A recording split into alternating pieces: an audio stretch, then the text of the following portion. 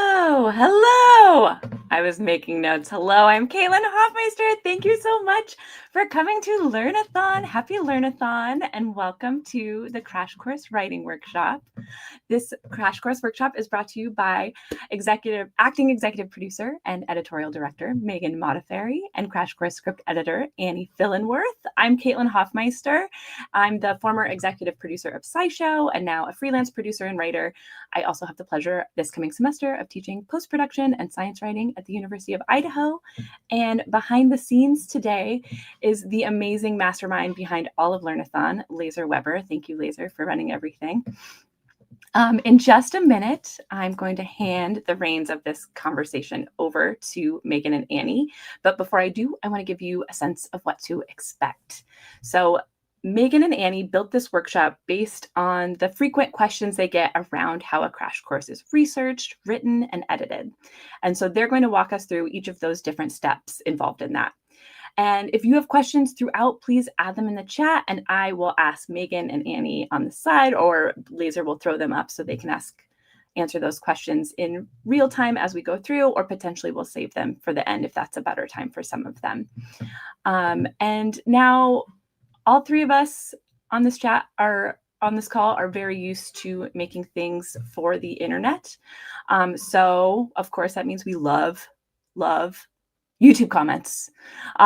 So in presentations like this, it can feel kind of weird because we can't see you. So we would love you to be really active in the chat.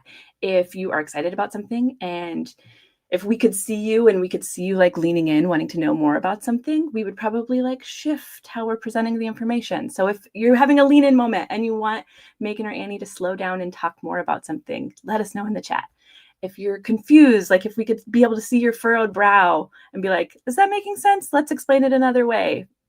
Go ahead and put like a question mark or say, could you repeat in the chat? Both Laser and I will be watching the chat closely throughout this. And then if you're just excited about something, share that. We would love it. And so as I hand this over to Meghan and Annie now to introduce themselves, please, if you could introduce yourself in the chat. Hopefully you're doing that already a bit. Share where you're watching from. Share if you've watched any other Learnathon content this month. And without further ado, let me introduce you to Meghan and Annie from the Crash Course team. Awesome. Thank you so much, Caitlin. Who are these people? I'll start. My name is Meghan Modafferi. I've been at Crash Course for about 3.5 years. And up here on this slide are a few photos that represent moments on my journey before I came to Crash Course. So going from right to left, because that's an ordinary direction to go in, In the right, you'll see a picture of me at Georgetown. That's where I got my master's degree. I studied English with a focus on the environmental humanities. Basically, what I focused on was how we tell stories that help us make sense of climate change and how climate change sort of complicates the way that we used to tell stories and the way that we should tell stories about the future. And when I was in grad school, I was able to make a podcast instead of a thesis. And then later, I got to interview with Hank and talk about my podcast as part of getting this job. So that's a story I always love to tell when I talk to folks who are like trying to move into a different part of their career. I say just like do your best to make the kind of things that you want to be making. And that was a really, really big moment for me, where it panned out, and I was so pleased. Um, so before that, I was at National Geographic, and I was working on educational programs for teachers who were interested in including more environmental and cultural literacy in all different types of subjects they taught. And the leftmost photo represents a moment right at the very beginning, very early in my career, when I was working as a public radio producer for a little show in North Carolina. It was a daily live talk show. And a big part of my job was to research the topic of conversation before the show happened live, and to brief the host about what everything was going to be about. And in this particular conversation, we were talking about a new exhibit at our local science museum that was focused on spittle bugs. This bug that you see here in the picture, they like surround themselves with this spit-like casing. And I was just telling the host all about the different scientific reasons behind this. And there was this this moment I always remember where my boss interrupted me and she goes, "Wow, you love science." And I was like, "What? No, I don't. No, I don't." I had never thought about myself as a person who loved science. From a young age, I felt like I was sort of an English social studies type person. And it was a moment, but she was like, "No, listen to the enthusiasm in your voice. You love science." And it was just a moment that really opened my eyes and made me think about how much further science can resonate when it's focused on stories and the excitement of discovery. And that was a big influential moment that I think about all the time now doing what we do here at Crash Course. And now I'll let Annie tell some stories about her journey. Yeah, so hi, I'm Annie Fillenwarth. I've been at Complexly for 3 years, 3 amazing years, really. Made so many great things in that time. Um, and yeah, my background is in creative writing. I studied creative writing in undergrad at Fairleigh Dickinson University in New Jersey. I'm based in Philly now. Yes, that is City Hall the night the Eagles won the Super Bowl. Go Birds. And then I earned my master's at the New School in New York City. Those are some of our illustrious alums of the Writing for Children and Young Adult program, like Jenny Han and Danielle Clayton. Had a really amazing experience there. And then I graduated into the pandemic, which is, no one's ideal scenario. But I spent that time also like making things that I wanted to see. So I started a podcast with my friend Jill where we talked about movies and TV shows for kids from the 2000s. I published some of my own work. And I got my first big girl job as an editor at a small puzzle books company in the suburban Philadelphia area.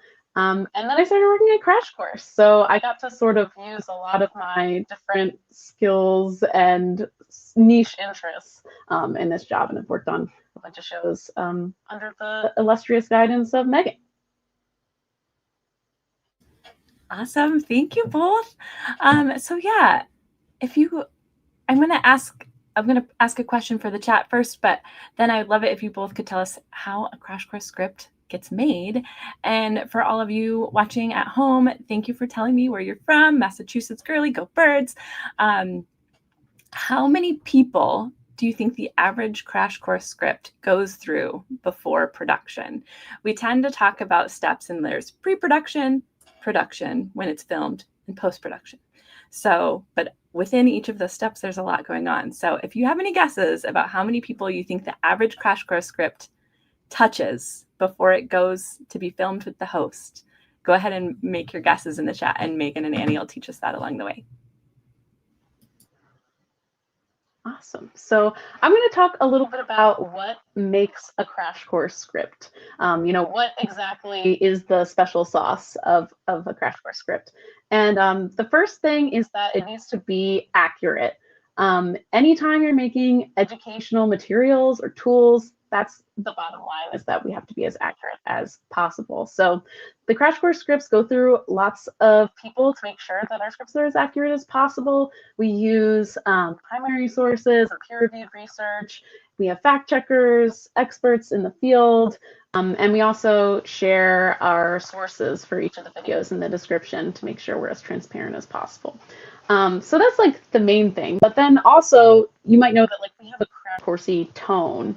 And that comes from trying to be clear, engaging, and inclusive. So we try to make our videos as accessible as possible and not use too much jargon, define terms when we have them, but make sure that's like simple language that feels everyday and conversational and that is engaging in the way a conversation with a friend would be. We like to learn alongside the viewer rather than simply teach. And our videos also answer the so what. So we talk about that a lot in editorial spaces, which is we're learning something, but why does it matter? Why should the viewer care that we're learning this information? And that really guides and propels both the series and each individual script. And we also build around narrative. Storytelling is really essential to Crash Course, and it helps us remember the things we learn and put them into context with our daily lives. So we'll talk much more about narrative in a second, but our next quality is that all our scripts are entirely original. We do not use AI in any of our creative work, and we make sure everything is crystal clear, not plagiarized. Any script you hear recited by the host has been made by humans, which we really pride ourselves in. And our scripts also treat our audience with honesty, nuance, and care. We want to really imagine that our audience are the complex people that they are and try to showcase stories and also like hypothetical scenarios that feel like they represent a wide variety of people. And so how does this all start? Once we have a series greenlit, the first step is to sort of envision what the series might look like. And so that starts with a brainstormed episode list. We often enlist the help of a subject matter expert who can help us figure out what do we want all the episodes to be about? How do we want to convey the information? What are some possible hooks and stories that we could use to express that information? And so this takes a bit of iteration, trying to figure out how many episodes makes the most sense? What do we want to talk about in each one? And sort of a lot of brainstorming happens at this stage. And after that, we create a syllabus. So if you've ever taken a college class, the first day of class, your professor shows up and hands you a piece of paper that details what the whole course is going to cover.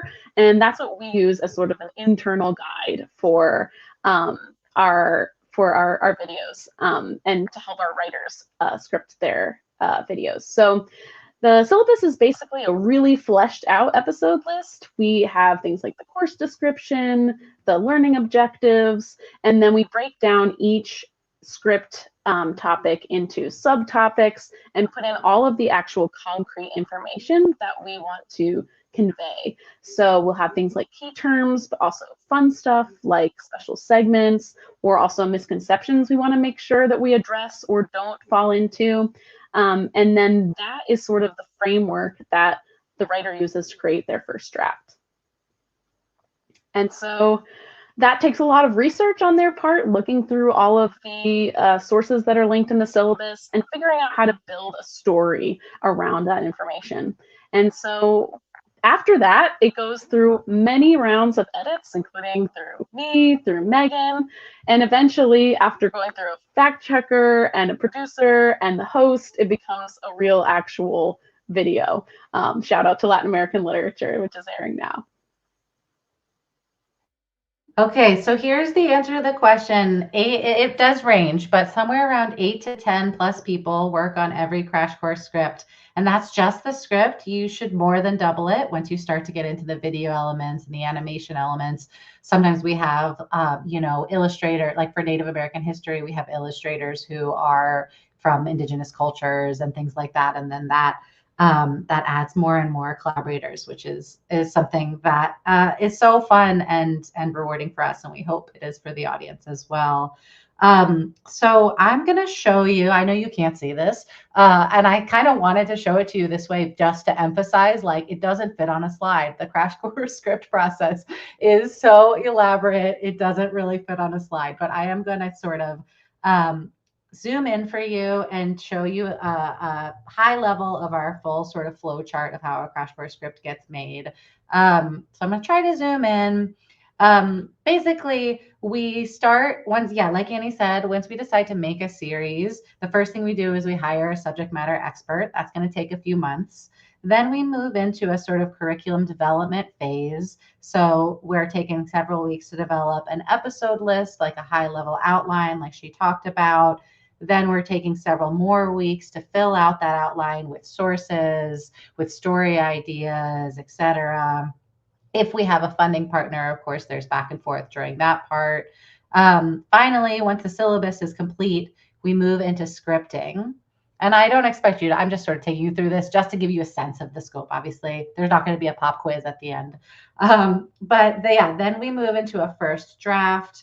We have our subject matter expert review every single draft to make sure that we've gotten everything right at a high level. We have multiple edits. So first we have like a developmental edit, which is more focused on story and priorities. You know, did we spend enough time on one thing and too much time on another thing? Things like that. Then we have the lead editor do a second edit. And then things get passed to different types of stakeholders. The script gets passed to different types of stakeholders. So we send the script to our producers, and our producers are really focused on like I always tell this story that one time in our religion series, we had an introduction that was about a small community who experienced what felt to this community at this church like to be a miracle. And it was that there was a painting on their church, and it like started dripping oil, and they were like, this is a miracle, a modern miracle. And I was like, oh, this is such an exciting place to start the script. And the producer was like, okay, but what are they going to see on screen? It's a wall. You want people to look at a wall, just a wall. It's almost paint drying. That's what you're asking for. So the producers bring a really different perspective than what we might be thinking about on the editorial side, and that's really helpful. We also have our host review the scripts and change up little jokes and references to make it more personal to them. And then fact check, copy edit. So that's when we go back through to make sure, just polish everything, make sure we're not being too redundant, make sure everything feels sensitive. And then finally, we get to the table read, which is a sort of a rehearsal with our host. But I will move off of this annoying and difficult to look at Figma board and move back to our deck if I can. Let's see. Cool. And I feel like now is a great time while you do that, Megan, looking at all those people and all those stages. I just want to thank Crash Course is free. Crash Course is free for everyone and is meant to be accessible. And so I want to thank Shannon Alexander and Taya Hazard for donating. This part of the reason we're doing this for Learnathon is to make sure that Crash Course will always be free. So thank you all for being here, and thank you for supporting what these guys do. Cool. And so, can you still hear me? I just lost one headphone. So moving forward, Annie, you had mentioned that we're going to talk more about narrative. And so let's go ahead and talk that. How do you take this commitment to accuracy, all this research that you're doing, and then turn it into a compelling story that people are going to not only be interested in watching, but also that will help stay in their minds? And before I actually pass it over to you, some questions that came up that are related to that is, do you follow like a certain kind of style guide? And how does that interact with that process?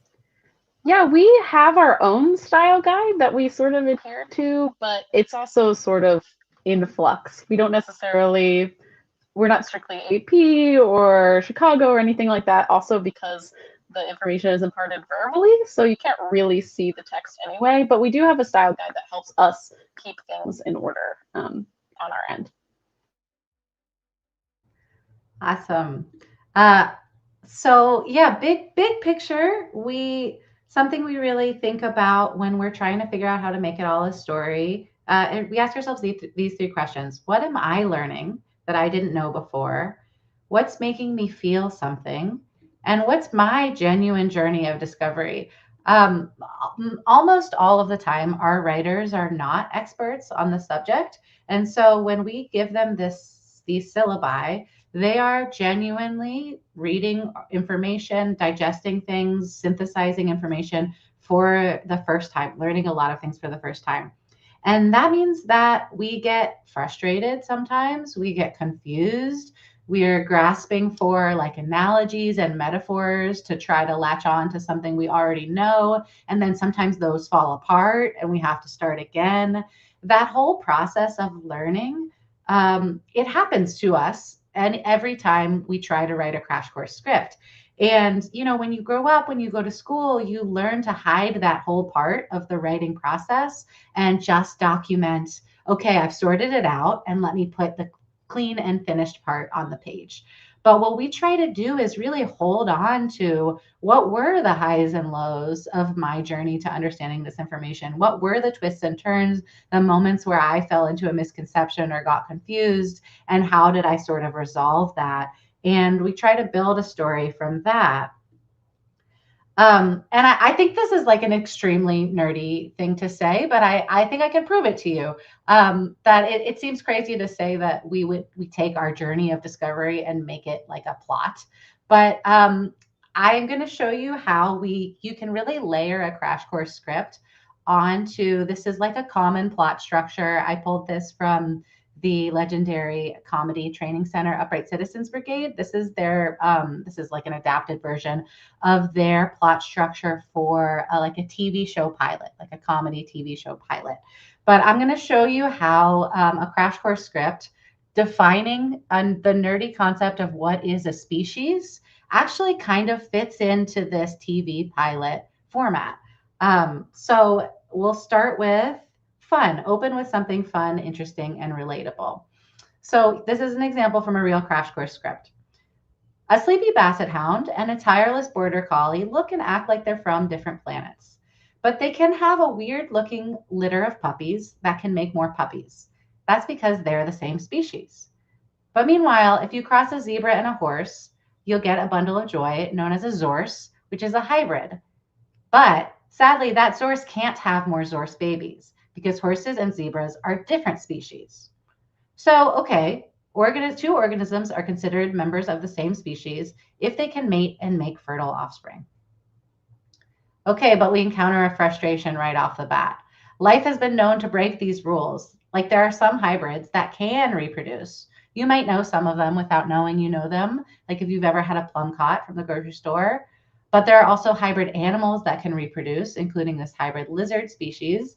And females actually don't even need a mate to do so. So that completely breaks the definition of species that I just gave to you. We've hit a snag. We've hit our first conflict in our plot. Okay, well then the next part of the story structure is having a new plan, a false victory. Okay, so because of exceptions like the plum cot and that lizard, other scientists think it's better to define species by their genealogy. According to this idea, all organisms in the same evolutionary lineage are one species. Oops, but that gets complicated for a bunch of reasons, including that there are literally billions of extinct species that are pretty tough to learn about and to link with living ones. So this concept really isn't perfect either. And we really, things escalate. We fall into chaos with our plot when we also consider, okay, here's another way to think about species. What if we parse them based on environmental conditions, like how polar bears live in a different type of habitat than grizzly bears? Well, that starts to fall apart as soon as you consider any number of species that live in more than one environment. And at this point, we might want to level with our audience. We say, if all of this feels confusing to you, you're actually onto something. In real life, it's really difficult to pin down what makes a species. And every single definition of species that scientists have come up with is imperfect. But we still have to resolve it somehow. And ultimately, we land on, well, humans make knowledge by categorizing things, even if those categories aren't as rock solid as we wish they were. So our systems for naming and classifying things are totally imperfect and at the same time, super, super useful. Having working species definitions lets us compare and contrast things, notice what they have in common.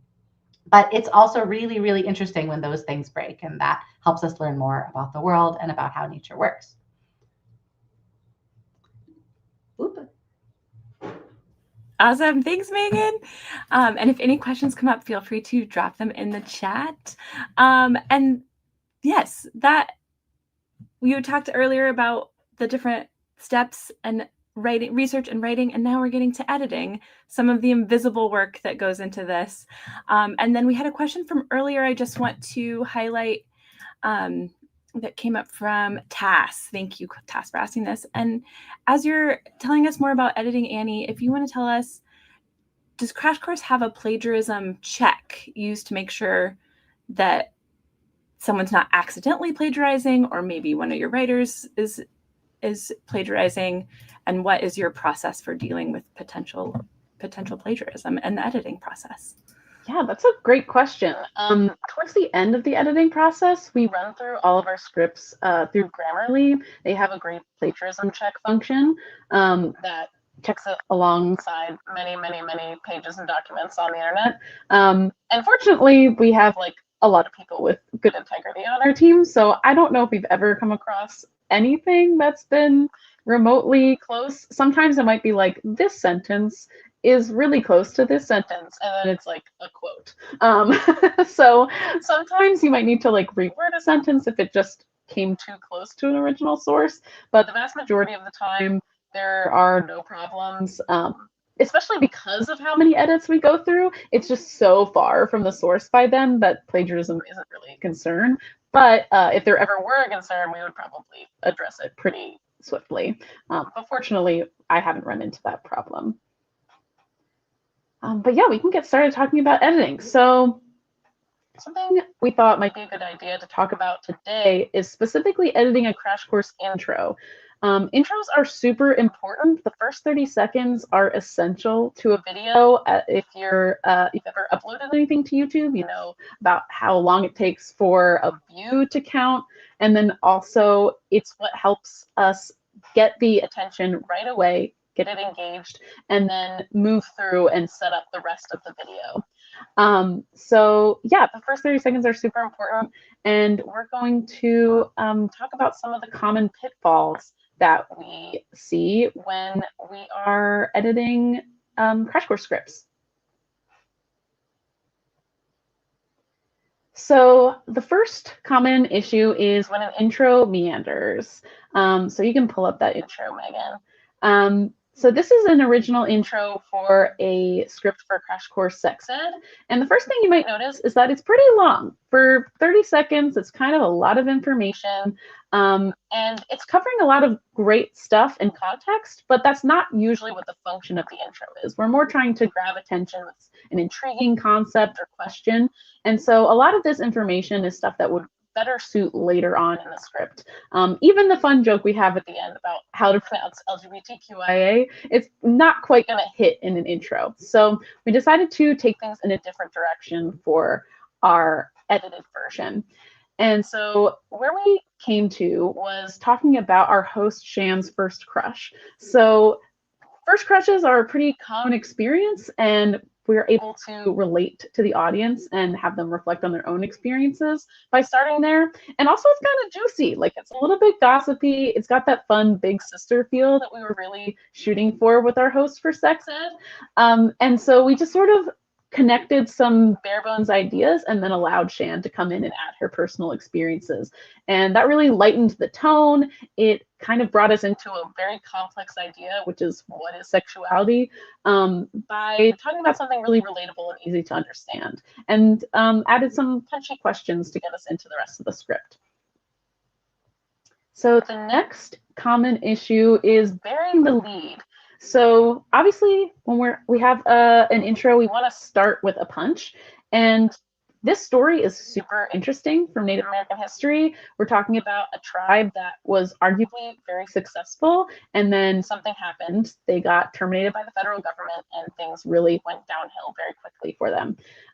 So it's a really interesting story, but honestly, the most interesting part is the sentence right before Che's introduction, where he says, at the dawning of the termination era, that's exactly what makes them a target. So we thought, why don't we move some things around to try to make this more interesting? So in our final version, we started with that idea, shifted it to the top, and said things were looking up for the Menominee tribe of Wisconsin, and that's exactly what made them a target. So immediately we feel a little bit more suspense, a little bit more intrigue, just by moving one sentence. And then we keep that same context, but now we have a reason to be interested. And then just kind of put a bow on it at the end by saying, you know, the Menominee had a safety net, but it was about to break. So we're able to really build suspense in the intro just by shifting a few parts around. Go ahead, Caitlin. Awesome. Nope, you keep going. I'll add this one next. I thought there was natural pause. You keep going. Sorry, everyone. No worries. And our last common issue that we'll talk about today is when there isn't enough feeling. So intros, part of what makes them grabby is connecting to human emotion. And so this is from an episode of Crash Course Religions about cults. And it's fun. It's got a great lighthearted tone, a sort of, you know, relatable concept of what do we think of when we think of the word cults. But it's a little bit generic, and it could probably pack a little bit more of a punch. So we decided to shake things up a little bit in our edited version, where we sort of put the viewer themselves into a scenario. We said, picture this, you're in a cozy room surrounded by people welcoming you with good food and kindness. They're showing interest in your questions, your anxieties, and you. Hold on a second, is this a cult? So it's sort of, you know, lulls the viewer into a sense of safety and comfort, and then disrupts that immediately. That sort of counterintuition is something we often use in our episodes. And also it tackles that kind of relatable question that a lot of people ask themselves, which is like, would I fall for a cult? It's kind of an intriguing, juicy question. And then we tacked on a bit of a punchier end to that as well by saying, can we really tell the difference between a religion and a cult? So we sort of tightened things up and made them a little bit more packing a punch, and just heightened it. You know, the original intro was fine and great, but we were able to make it even better. And so, you know, these are just intros, but we apply a lot of these same tactics to the rest of the script as well to make things engaging by adding hypothetical scenarios and jokes and personal reflections from the host. All these things can kind of tie together the whole episode, but the intro is where that sort of shines right at the start. Awesome. Thanks, Annie. And then a question that came up that was sort of timely when talking about sex ed is from Rachel. And Rachel's question is, did the SME, but I think this was actually about the host because sometimes the subject matter expert and the host are different people. But did the host write the intro about their crush, or did a writer write it from their perspective? And I feel like that leads in really nicely to this next section about balancing all that information with making it fun and funny. And then just want to add one more question on there because Lucy Lids sort of anticipated this next coming up as well and asked, do you have any advice or resources for conveying complicated educational materials in a conversational tone? I think you'll kind of answer this one naturally, but just wanted to put those out there as you're talking about this next one. Yeah, and I can speak to that. Yeah, that sex ed intro. So Shan was our host. We had a different subject matter expert, but we did sort of build a framework. Sometimes we'll write a section of a script where we say something like, in brackets, you know, TK, which is the sort of journalist shorthand for to come. Host experiences. So I think what we had in our sort of intervening episode edit of this intro was, you know, my first crush, TK name, and then something, etc., etc. And then I think we had sort of added the stuff about being boy obsessed and boy bands because we had also talked to Shan before we started scripting about her personality and experiences. So we could sort of fill in a little bit of the gaps with what we already knew about her. And then she was able to provide the specifics later. So the hosts definitely have a chance to add their sort of flair to the episodes as they review them before we shoot them. Yeah, and I would say I think my best advice for making complicated information easy to understand is really trying hard to remember what it was like when you first learned it. And that can be really hard if you know it really well. But if you can put yourself back in that space of learning something fresh and what surprised you, what subverted your expectations, what confused you, then I think that helps. Well, I think oftentimes when we know something really well, we skip a lot of steps in explaining it because they just seem obvious. And if you can like think back to, sitting in that freshman year classroom where something really hooked you for the first time, and try to, or if you can't, like talk to a person who doesn't know about it, I think is really good advice. We often, if in some cases, if we do have an expert writer, it's all the more important that we don't have an expert editor. We always want someone who's editing the script to be a layperson relative to the script subject matter. Thankfully, that's really easy at Crash Course because we do a crash course on every possible subject and no one can be an expert on every possible subject. But yeah, I would say making sure someone is genuinely learning it for the first time can react to that, to your work on it. And that helps a lot. Okay, I'm going to click back forward. I had took us back to that intro when we were talking about that. But this is another big question we get about making things fun and funny. And I'm going to talk a little bit about just like how we think about humor here at Crash Course. So I'll start with just some like basic principles of humor writing that are true for any type of humor writing. The first is that quantity is the key to quality. The best comedy writers invisibly write dozens and hundreds of bad jokes, but you only see the best ones. And so sometimes we're really hard on ourselves because we're like, man, I wrote 5 jokes and they're all bad. But that's because we're not imagining the intense failure rate that real comedians are experiencing and just filtering before it gets to us. Related to that, we work hard on our team to make space for there to be a clown mode and an edit mode. And what I mean by that is that we try to create space in clown mode where we don't judge ourselves, where we say the bad idea because maybe the bad idea will spark something in someone else that leads to a good idea. And if we never say the bad idea, then we never get to the quantity, which is the key to the quality, right? Like you gotta clear out all the bad ideas in order to make space for the good ideas. And then later there's edit mode where you are identifying, okay, this one joke out of the 50 options is the best one, and you're culling. And these are incredibly self-sustaining. You can only be brave enough and vulnerable enough to have a clown mode if you know that later there will be the edit mode, so your bad ideas won't be showcased. You really need both in order to have like a successful humor team. And the other thing I would say is take stock of your toolbox. There are all kinds of humor tools. Humor is very, very often formulaic. It's based on repeated and predictable techniques that are going to work again and again in new contexts. And so just to give you some examples, there are different types of toolboxes that everybody can have based on your unique context. So I'll tell you a little bit about the Crash Course toolbox for humor.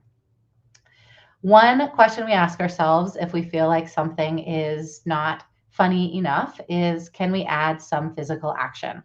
For us, the expectation of the viewer is that the host is going to be sitting at the desk. They're a talking head. So anytime we can put them in a new space or interacting with the world in a new way, that's going to surprise people, and that adds an element of humor. So in this case, in Native American history, we're talking about busting myths about Native American people. And rather than just talking about that as a metaphor, we took it real literally, and we have him putting the myths into a bottle and then smashing them with a bat. So fun. Another thing we ask ourselves is, would it help to have a character say it?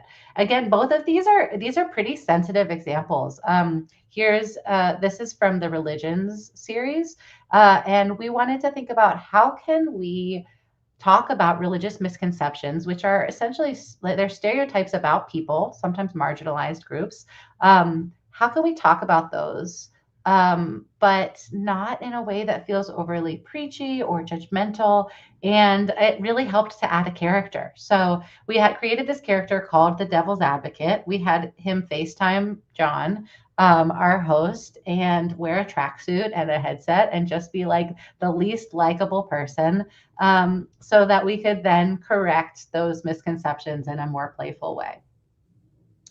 Another thing ties right back to what Annie was talking about with our sex ed intro example earlier, but it's one thing if that intro had been focused on we all have crushes, that's fine.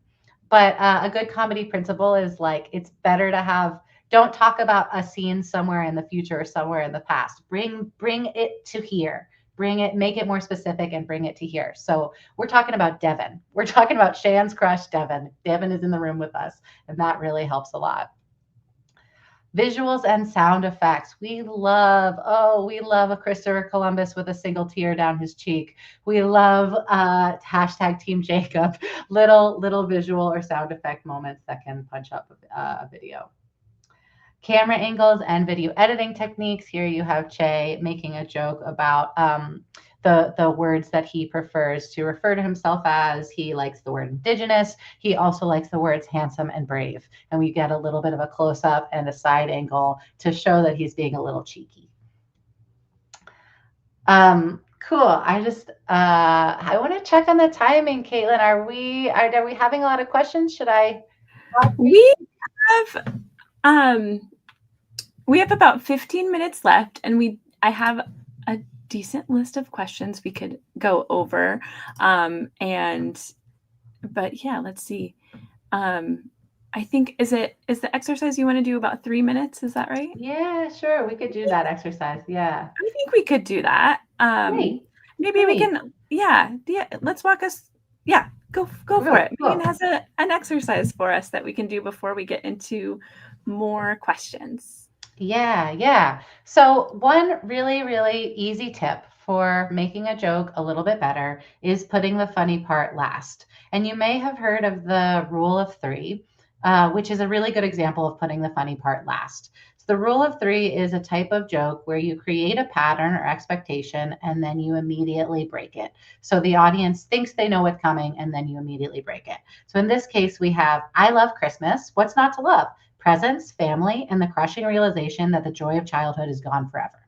Right? It's just like a very simple formula that anyone can come up with, and you can play with again and again. So I did want to do a little chat challenge. I'd love to challenge you to write a joke in 3 minutes using the rule of three. And I'm going to give you a prompt. The prompt is birthday parties. And the way you're going to do this is you're going to just I will set a timer. Caitlin will set a timer for 3 minutes. You're going to make a list of things that pop into your head that go with birthday parties. And then you're going to have to think of one thing that relates to birthday parties, but sparks a really different feeling than the rest. So the format could be like, birthday parties are great. Normal thing, weird thing.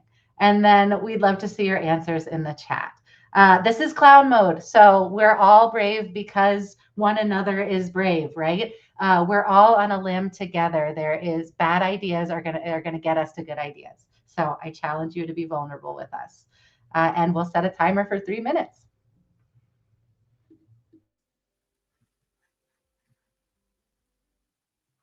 All right, timer's going. We are in kind of quiet mode. If you have a piece of paper or your computer in front of you, go ahead and start writing down your ideas. Thank you so much for Aunt Crystal for getting us started with that very quick-witted example.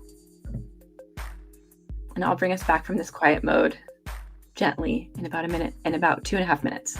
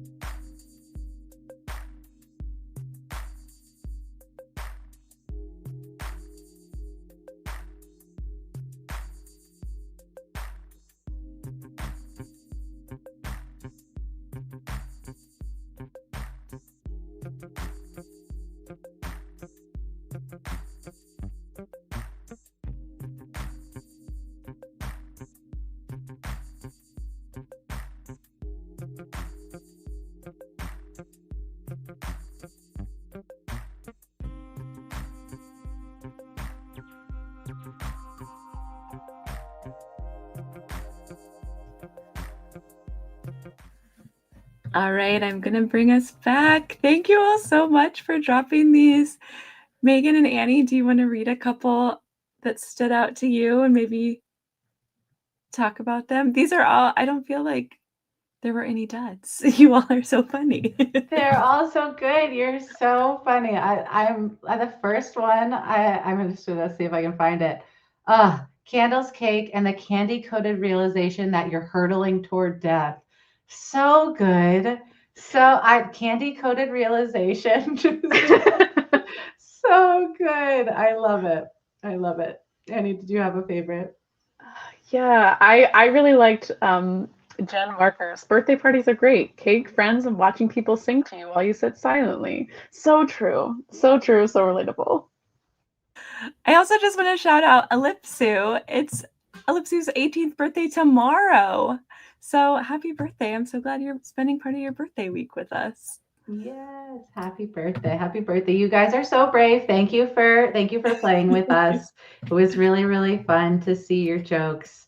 We'll just quickly wrap up and then we'll transition into slides or into more FAQs. We saw this in your joke examples, but other ways to finesse a joke is to think about contrast.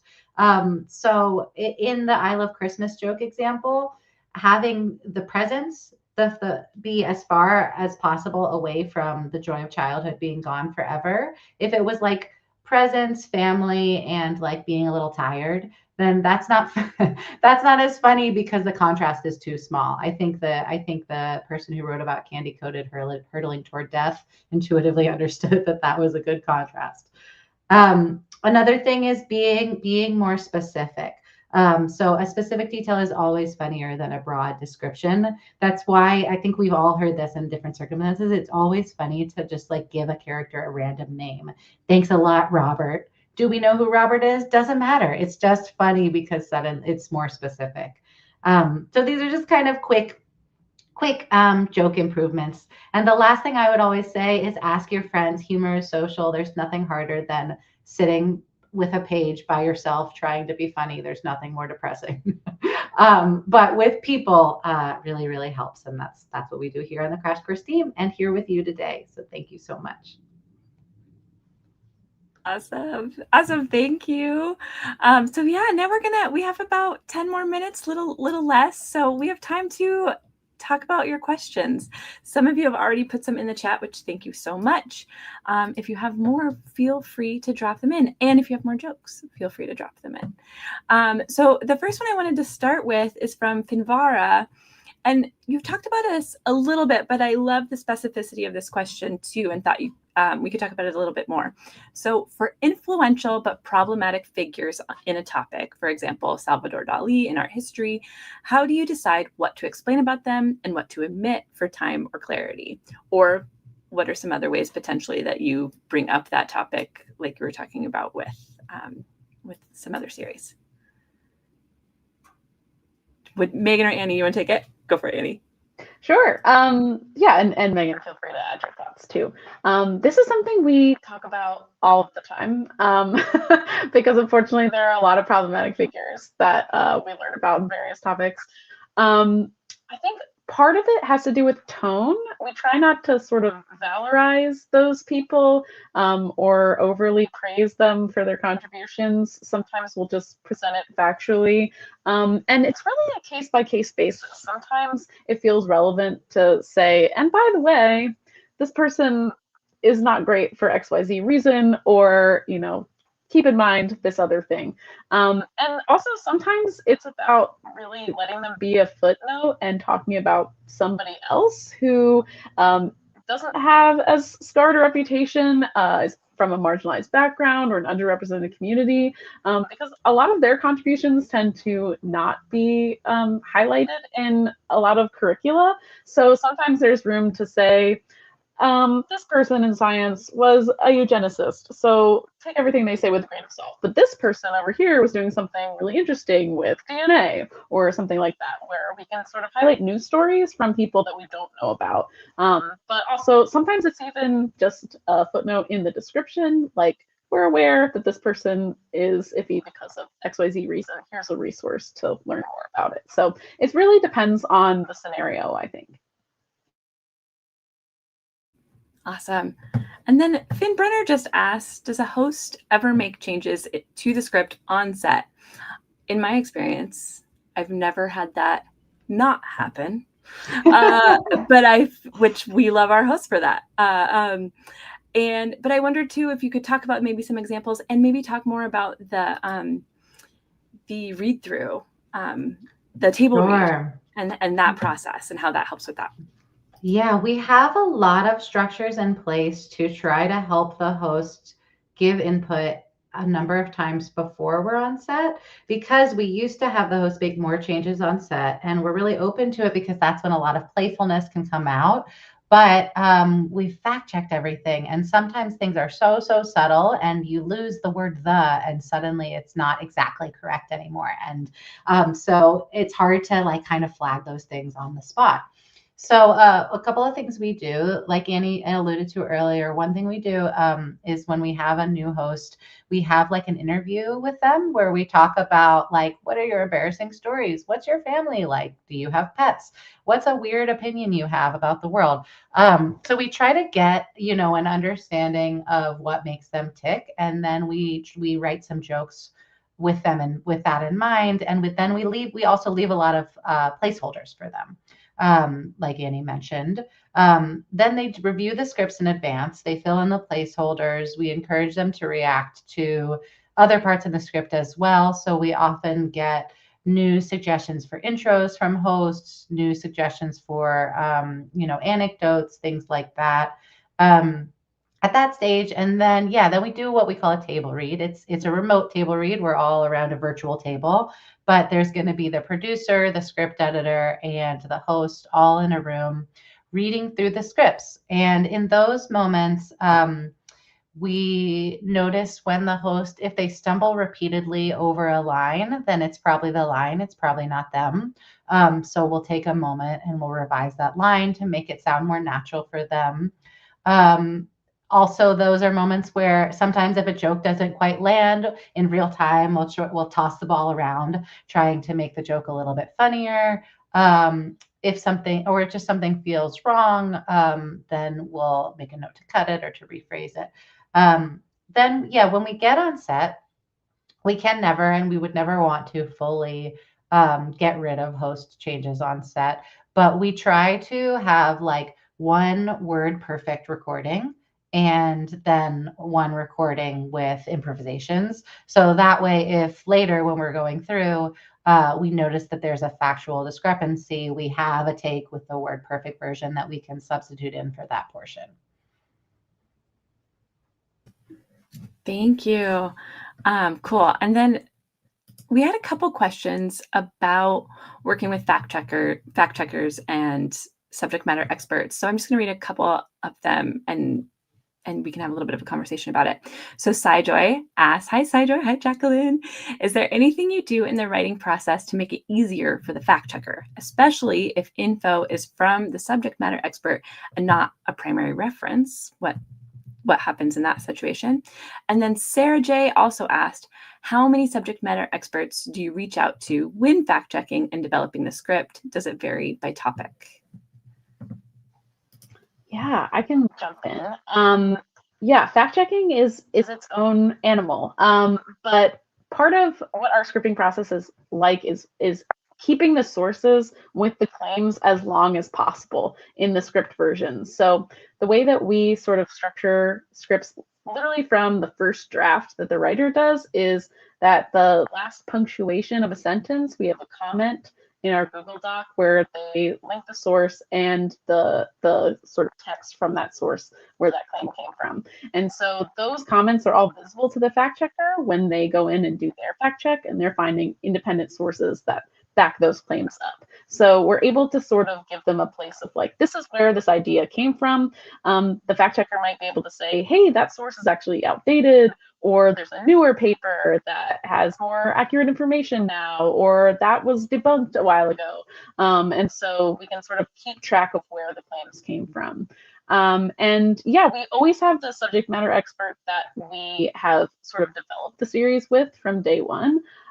But we also might bring in other people who have specific areas of expertise. This happened a lot with religions and Native American history. So when there's particular groups or experiences that we want to make sure that we're getting right, but the subject matter expert is more of a generalist. So that kind of, varies series to series.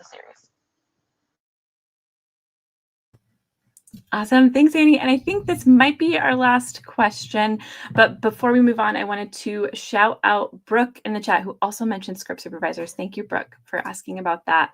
And then thank you again to all of you for being here. And thank you to those of you who donated to help make sure Crash Course is always free for everyone. And so this is 2 questions that I'm grouping together, kind of like I did with the fact checker one, is about visuals. Katie Hoban early on asked, could you tell us more about how you think about explanation versus animation in your courses? What type of content is best supported by visual assets? And then Lucy Lids asked, when writing the script, do you include visual descriptions as you go or later?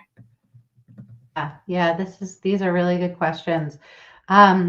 When we think about animation, we have to think about it. Anybody would from like a sort of budget perspective. Animation and illustration is incredibly resource intensive. We have incredible animators and illustrators here on the Crash Course team. Shout out to them.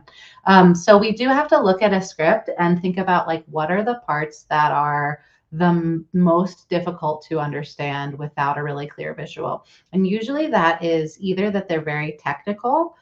So we're thinking like the parts of the cell or something like that, where you can't keep track of, there's 30 different organelles. You just can't put that in your head, or very, very abstract.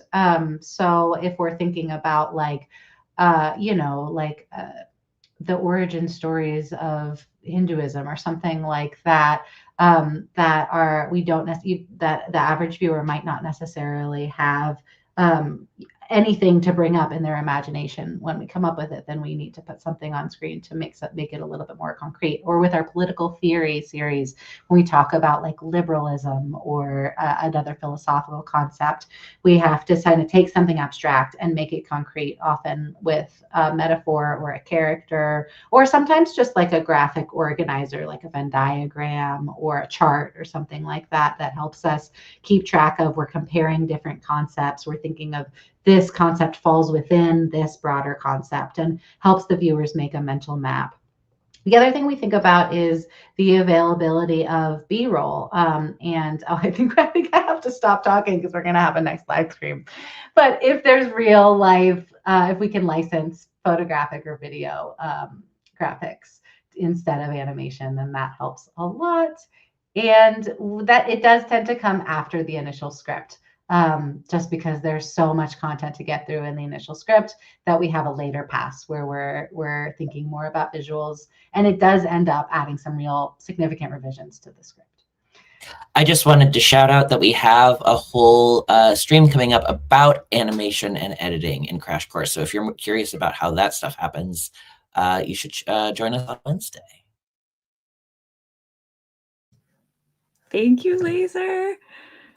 Meghan, yeah, so I just want to flag, we are at the half hour when we were scheduled to end. So if you were planning your day around this and you have to be at a meeting, thank you so much for coming. And then Meghan, did you get to answer completely, did you feel? Yes. Okay.